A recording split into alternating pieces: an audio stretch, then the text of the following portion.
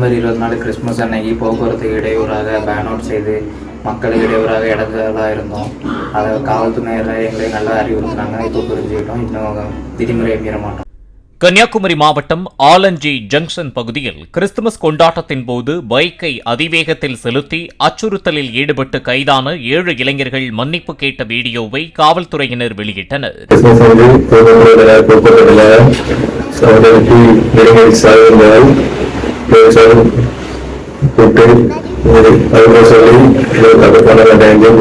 அன்னைக்கு போக்குவரத்துக்கும் மக்களுக்கு இடையிலாக ரேஸ்டிங் பண்ணேன்.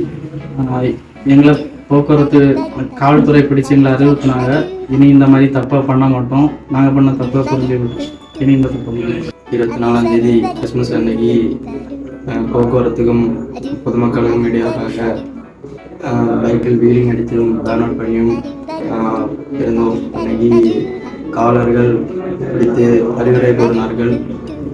தப்பை உணர்ந்துவிட்டேன். இனிமேலும் இந்த தப்பை பண்ண மாட்டேன். பொதுமக்களுக்கு இடையே நாங்கள் ரேஷ் டிரைவிங் பண்ணோம். இப்போ தான் போலீஸ்காரங்க பிடிச்சி அறிவுரை போடுறாங்க.